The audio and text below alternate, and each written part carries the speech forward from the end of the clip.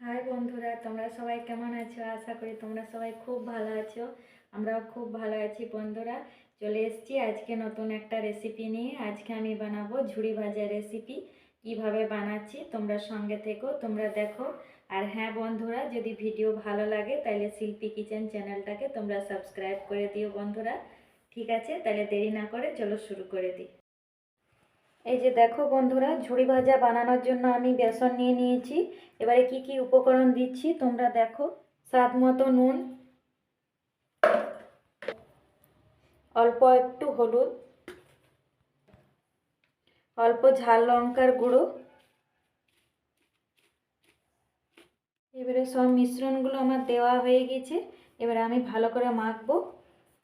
অল্প অল্প জল দিয়ে আমি ভালো করে মেখে নেব।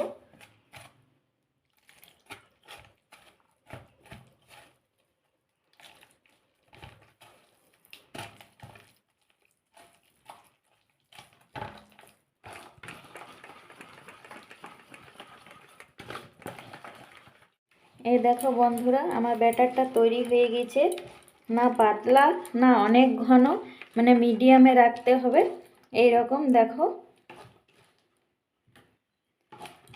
আর ব্যাটারটাকে ভালোভাবে মিক্স করতে হবে বন্ধুরা, তাহলে ঝুড়ি ভাজাটা ভালো হবে।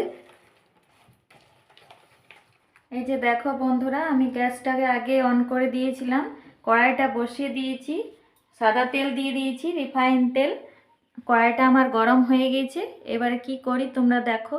এই যে দেখো বন্ধুরা, এরকম আমি একটা ঝাঁঝরা নিয়ে নিয়েছি।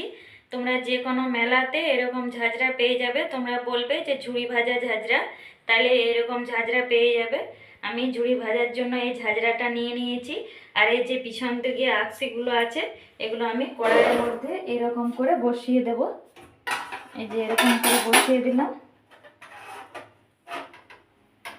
এবার আমি ঝুড়ি ভাজাগুলো কি করে করছি তোমরা দেখো।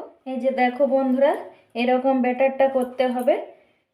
না একদম পাতলা না একদম মানে ঘন, এরকম ঠিক এরকম ব্যাটারটা করে নিতে হবে। এবার আমি কি করে করছি ঝুড়ি ভাজাগুলো দেখো। এরকম আমি হাতে নিয়ে নিয়েছি, আর এরকম করে আস্তে আস্তে এরকম করে চালাবো।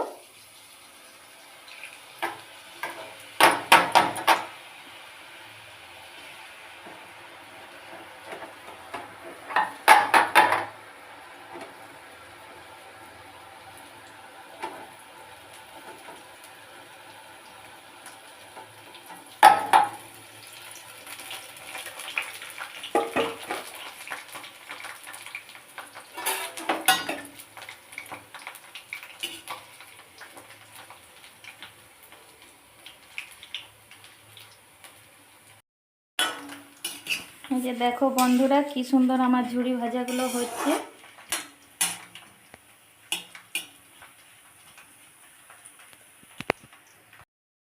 এই দেখো বন্ধুরা, ঝুড়ি ভাজাগুলো হয়ে গেছে আমার। আমি এবারে তুলে নেব।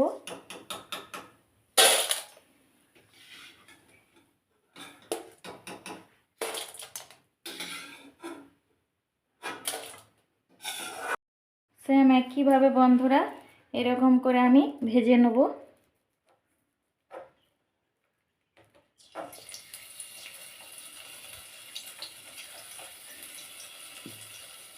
পিছনেরটা সামনে এনে পরে এরকম করে সেগুলো আমি ভেজে নেব।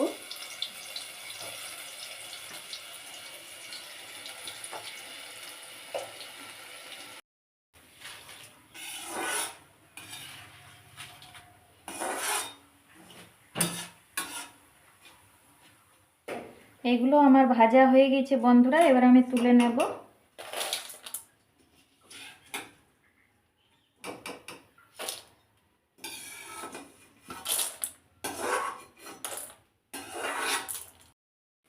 এই দেখো বন্ধুরা, ঝুড়ি ভাজাগুলো কি সুন্দর আমার হয়েছে দেখো। আর হ্যাঁ বন্ধুরা, আমি একটা কথা বলতে ভুলে গিয়েছিলাম। আমি ঝুড়ি ভাজাগুলো প্রথমে যখন ব্যাটারটা করেছিলাম না, ওটা একটু পাতলা হয়ে গেছিলো। আর অল্প আমি বেসন দিয়ে পরে করে যে ব্যাটারটা আমি তোমাদেরকে দেখালাম, যে ঘনত্বটা, ওই রকম ঘনভাবে তোমরা ব্যাটারটা তৈরি করবে, তাহলে খুব সুন্দরভাবে ভাজা হবে।